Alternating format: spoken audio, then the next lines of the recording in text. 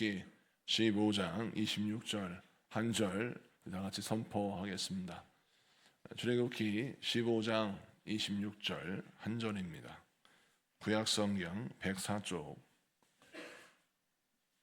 출애굽기 15장 26절.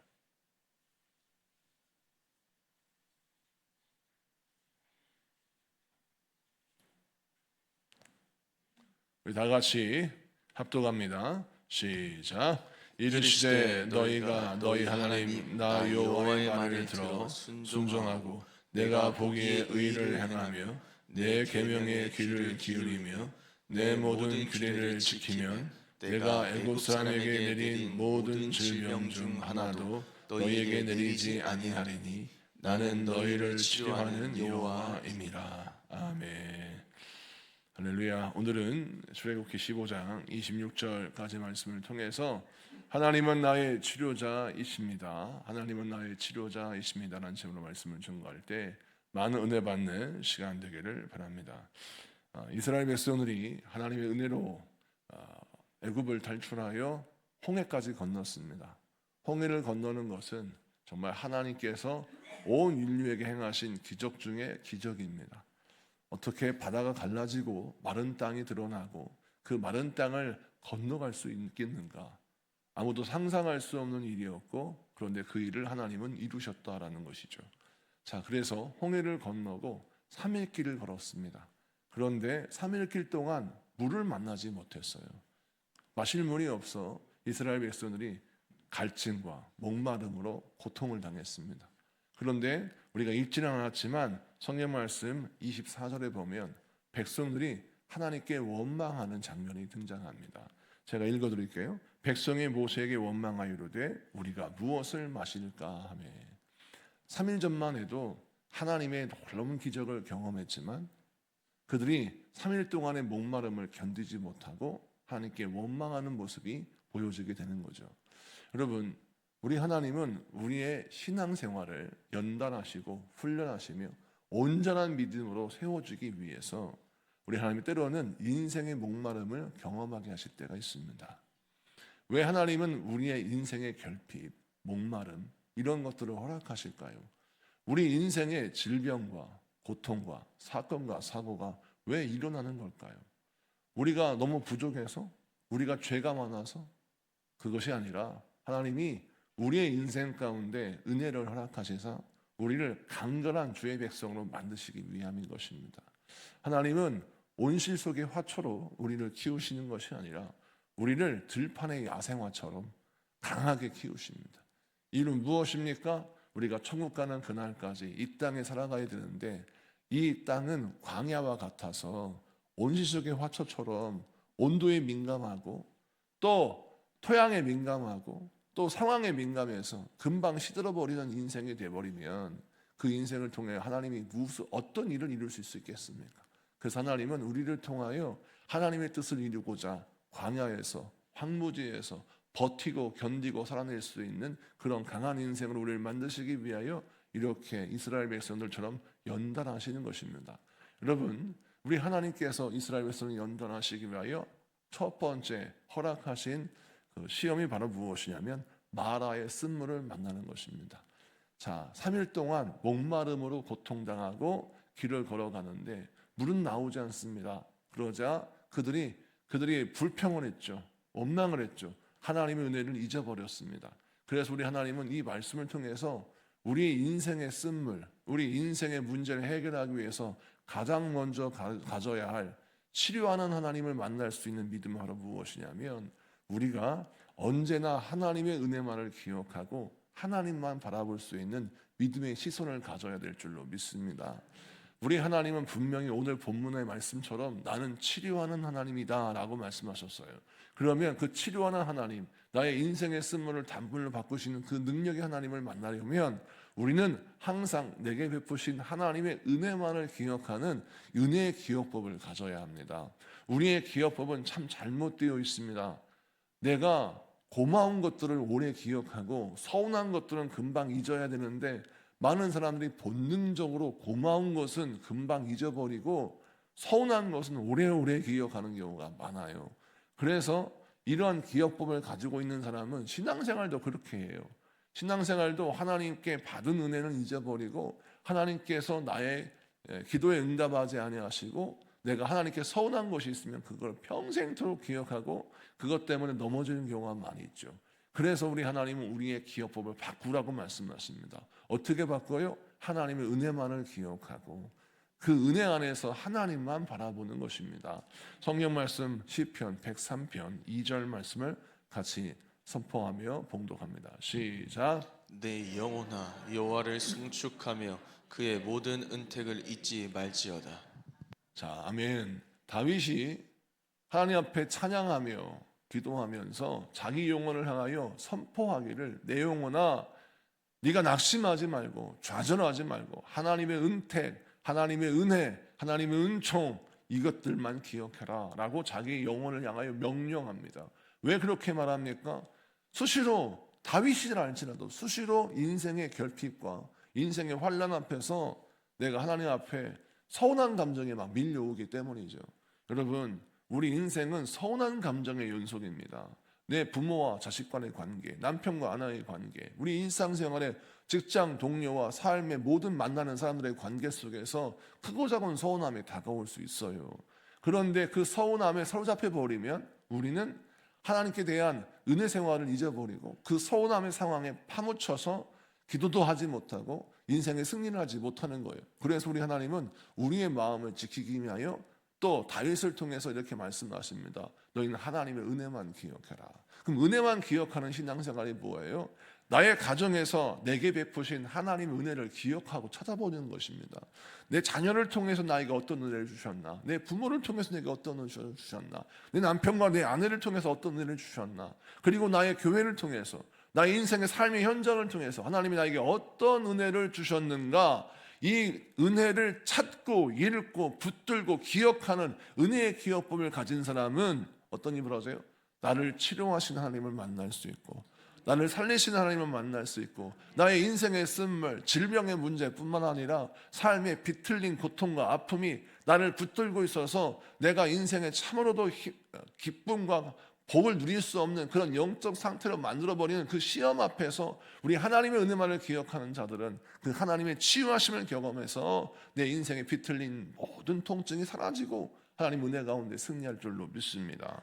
그러므로 오늘 말씀을 기억하십시오. 여러분, 이스라엘 백성들처럼 3일을 견디지 못하고 불평과 원망이 쏟아나오는 것처럼 이렇게 신앙생활하지 말고 우리 모두가 다 내게 베푸신 하나님의 은혜만을 기억하고 서운한 감정, 힘든 감정, 그런 모든 부정적인 감정들이 나의 신앙의 눈을 가리지 않도록 기도하는 여러분에게 바랍니다. 그래서 우리가 기도할 때 하나님, 나의 영혼이 하나님의 은혜만을 기억하게 하시고 내 안에 서운한 감정이 나의 영적인 눈을 가리지 않게 하여 주시옵소서. 내가 모든 상황, 모든 환경 속에서 주님만 바라보는 자가 되기를 원합니다. 아버지 함께하여 주옵소서. 기도하는 여러분에게 축복합니다. 자, 이제 이스라엘 백성들이 3일 길을 걸어서 오아시스를 만났어요. 얼마나 기뻤을까요? 그 오아시스를 만나서 물을 먹으려고 하는데 세상에 이 물이 먹을 수 없는 썩은 물, 쓴 물입니다. 그래서 이스라엘 백성들 절망했습니다. 하나님, 우리로 하여금 여기서 죽으라고 이렇게 하시는 겁니까? 왜 먹을 수 없는 물이 우리 눈앞에 있습니까? 절망하고 낙심했죠. 그런데 그 상황 속에서 모세가 하나님께 기도합니다. 하나님, 우리를 좀 살려주십시오. 성경 말씀에 읽은 본문 25절 말씀에 모세가 여호와께 부르짖었더니 라고 했어요. 하나님께 부르짖었어요. 여러분, 치유의 하나님을 만나려면 우리가 항상 기억해야 될 것이 하나님께 부르짖는 기도의 타이밍을 놓치면 안 돼요. 언제 기도해야 됩니까? 내 인생의 절망적인 상황을 만났을 때 하나님께 기도해야 하는 것입니다. 어떻게 기도해요? 부르짖었다라고 하는 것은 어제 제가 주일날도 설교했지만 하나님의 은혜 아니면 내가 살 수 없습니다라는 외침이에요. 하나님께 부르짖었어요. 외치며 기도했습니다. 그럴 때 하나님께서 뭐라고 말씀하십니까? 너는 한 나무를 가리켜서 그 나무를 물에 던져라 라고 하나님이 명령하십니다. 자, 그 나무를 물에 던져라 라고 하셔서 나무를 잡아다가 물에 던지니 세상에 물이 쓴물이 단물이 되고 먹을 수 없는 썩은 물이 먹을 수 있는 물이 되었습니다. 그래서 이 물의 본질이 바뀜으로 놀라운 역사가 일어났죠. 자, 이 구약의 마라의 쓴물이 단물로 바뀌는 기적은 신약에 무엇으로 설명합니까? 우리 예수님이 가나의 혼인잔치에 가셨을 때 그 혼인잔치 먹을 잔치에 쓰일 포도주가 떨어졌어요. 그래서 마리아가 뭐라고 그랬느냐? 예수님, 잔치에 쓰일 잔치에 쓰일 포도주가 떨어졌습니다. 어떻게 할까요? 라고 했더니 예수님이 정결 예식에 쓰는 돌 항아리에 물을 가득 담아라고 말씀하시죠. 정결 예식에 쓰는 항아리에 담은 물은 물이에요. 물. 그건 포도주가 아닙니다. 그런데 우리 예수님이 물을 가득 담으라고 말씀하시고 그 물을 다시 떠서 또 연회장에 있는 손님들에게 갖다 주라고 했어요. 그래서 말씀에 순종해서 그것을 갖다 주었더니 어떻게 됩니까? 포도주가 됐죠. 물이 포도주로 바뀌는 놀라운 기적. 여러분, 이 기적을 통해서 예수님은 우리에게 무엇을 보여주셨느냐? 우리 인생의 혼인잔치가 있어요. 우리 예수님이 우리의 신랑 되시고 우리는 그분의 신부가 되어서 천국잔치에 들어가는 주인공이 됩니다. 그 천국잔치에 들어가기 위해서 필요한 것이 무엇입니까? 예수 그리스도의 피, 주의 보혈이죠. 포도주는 꼭 주의 보혈의 색깔과 비슷합니다. 그래서 우리 예수님이 가나의 혼인잔치 때 모든 혼인잔치의 하객을 위하여 물을 포도주로 바뀌는 기적을 통하여 우리 인생의 혼인잔치, 우리의 천국잔치에 우리 예수님이 몸짓고 피 흘려 고통당하신 십자가의 보혈로 우리를 하나님의 자녀 삼아주시고 그리스도의 신부로 삼아주셔서 혼인잔치의 주인공이 되게 하신다라고 하는 메시지를 허락하시죠. 여러분, 그리고 베드로전서 2장 24절에서는 또 성령에서 분명히 언급하기를 나무에 달린 십자가에 달린 예수 그리스도의 희생으로 말미암아 우리가 죄 사함 받고 우리가 온전히 구원받는다는 메시지가 증거되는데 베드로전서 2장 24절 말씀을 같이 선포하며 봉독합니다. 시작. 친히 나무에 달려 그 몸으로 우리 죄를 담당하셨으니 이는 우리로 죄에 대하여 죽고 의에 대하여 살게 하려 하심이라. 그가 채찍에 맞음으로 너희는 나음을 얻었나니. 아멘. 우리 예수님이 친히 나무에 달려라고 말씀하셨어요. 친히 십자가에 달려 죽으셨어요. 그가 채찍에 맞음으로 어떻게 했다고요? 우리가 나음을 얻었다. 자, 우리 예수님이 십자가에 못 박혀 죽으심으로 우리가 죄 사함 받았고 그가 고난 당하심으로 그가 채찍에 맞으심으로 우리가 나음을 얻었다라고 성경은 기록하고 있습니다. 그래서 오늘 이 말씀을 통해서 마라의 쓴물을 단물로 바꾸는 인생이 되려면 하나님의 치유하심의 놀라운 권능을 경험하는 인생이 되려면 우리가 어떻게 신앙생활을 해야 돼요? 어떤 상황에 놓인다 할지라도 나는 십자가의 능력으로 인생의 쓴물을 단물로 바꿉니다 라는 선포의 기도가 우리의 기도가 되어야 할 줄로 믿습니다. 인생의 쓴물이 뭐가 있어요? 여러분, 질병이 있고 인생의 실패가 있고 인간관계에 갈등이 있고 크고 작은 여러 가지 문제와 어려움과 고통이 있습니다. 그런 수많은 어려움과 고통을 예수 그리스도의 십자가의 보혈로 치유받고 해결받는다고 믿음이 우리에게 정말 필요한 것이죠. 죄를 이길 자가 누가 있습니까? 없습니다. 여러분, 죄의 유혹이 얼마나 강합니까?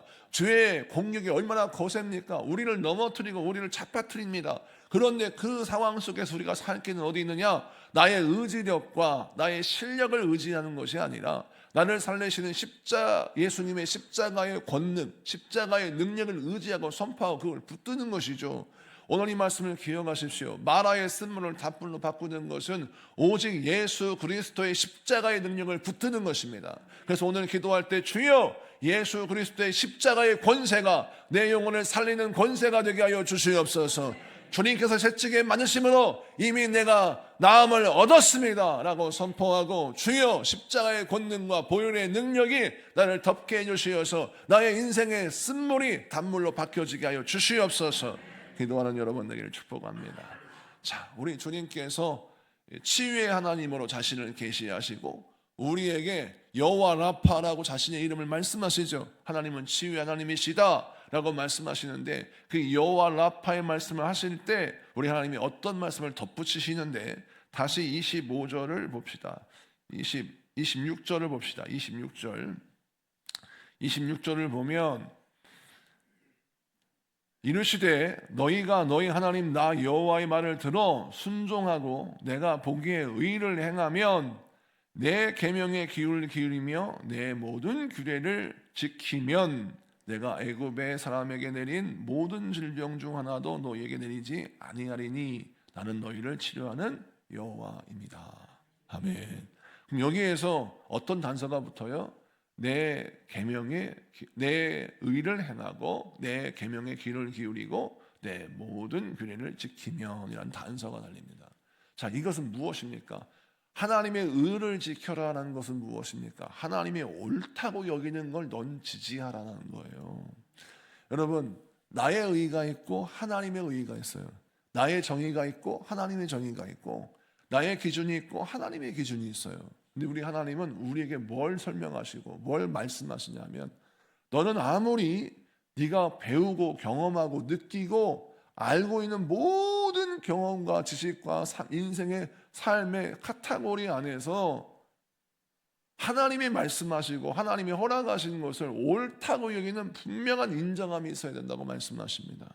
그런데 반대로 나의 사상과 하나님의 말씀이 충돌하여서 내가 아무리 봐도 하나님 말씀 틀린 것 같아, 하나님의 뜻은 틀린 것 같아, 하나님의 말씀은 나의 인생과 안 맞아 라고 생각하고 하나님의 말씀을 거절하는 것은 오늘 말씀에 어긋나는 것입니다. 그래서 우리 하나님이 우리에게 명령하시기를 너는 하나님의 의를 행하고 하나님의 말씀의 법도와 규례를 지켜라 라고 말씀합니다. 법도와 규례를 지켜라는 것은 무엇입니까? 제가 지난번 새벽에 설명해 드렸는데 다시 리마인드 시켜드리자면 법도와 규례는 단순 설명하면 이렇겠습니다. 법적인 규례, 옳고 그른다, 틀리다 맞다라는 기준은 오직 하나님께 있다. 그러면 하나님의 기준에 너희를 맞춰라 라는 것이고, 규례는 뭐냐면 일상생활의 기준, 그러니까 우리가 먹고 마시는 거, 우리가 일상생활에 사용하는 모든 것, 크고 작은 선택, 크고 작은 감정을 갖는다는 것, 이 일상생활의 크고 작은 선택은 법적인 문제는 아니지만 하나님이 기뻐하시는 방식이 있다는 거예요. 말을 해도 하나님이 기뻐하시는 말이 있다는 것이죠. 미운 말이 있고 고운 말이 있지 않습니까?